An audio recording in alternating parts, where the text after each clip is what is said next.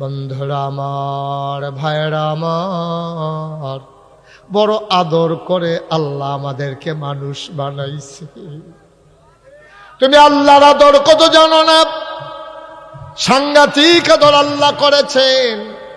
আল্লাহ তাবারক ওয়া তাআলা বড় আদর করে মানুষ বানাইলেন।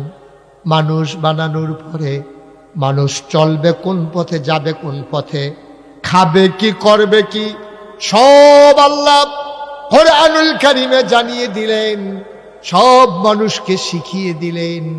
মানুষ আল্লাহর পথে গেল না, আল্লাহর পথ মানুষ ছেড়ে দিল, আল্লাহর পথ মানুষ ভুলে গেল, মানুষ যা মন চায় তাই করলো। এই জন্য আজকে সমাজের ভিতরে টাকা হইছে, পয়সা হইছে, ওই সোনের ঘরের জায়গায় টিনের ঘর হইছে, টিনের ঘরের জায়গায় 5 তলা বিল্ডিং হইছে, এলাকায় দোকান হইছে, শিক্ষা প্রতিষ্ঠান হইছে, কিন্তু এলাকার মানুষের মনের থেকে আজকে শান্তি বিদায় নিয়ে গেছে, ঠিক কিনা? শান্তি আজকে নাই, শান্তি আজকে বিদায় হয়ে গেছে। এখন কি শোনা যায় ভাই? এখনো শোনা যায় না? যাও পিছনের মাইকগুলা বাড়াই দাও একটু।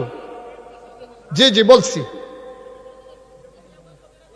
আপনারা, আপনি কি সব দাঁড়িয়ে দিচ্ছেন?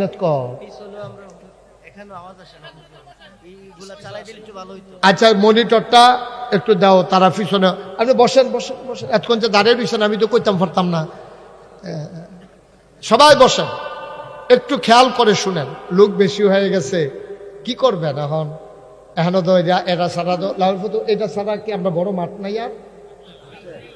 ওই কলেজ মাঠ, খেলাস মাঠ। আচ্ছা যদি তারা দাওয়াত দেয় আগামী বছর, তারা কইয়া দেন যেন হ্যাঁ 9 জন করে দিলে আর কি, আর না দিলে তো সারছে আর আওয়াল তো নয়, আর ঝামেলা হইতো না। আমিন কর, জোরে কর, আরো জুড়ে। এখন কি ঠিক আছে আওয়াজ? ঠিক আছে, ঠিক আছে, পড়েন আলহামদুলিল্লাহ। বন্ধুরা আমার, ভাইরা আমার, আবার খেয়াল করে শুনো।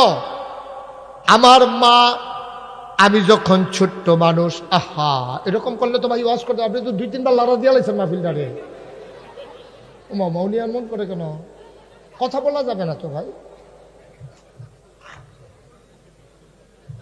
আমি যখন দুনিয়ায় এসেছি, আমি যখন বয়সে ছোট, আমার চেয়ারম্যান যখন ছোট্ট মানুষ, মনে করেন 5-6 বছর, পানি দেখলেই পানির ভিতরে নাড়তে, হাত নাড়তে ইচ্ছে করে, পুকুরে চলে যেতে চায়।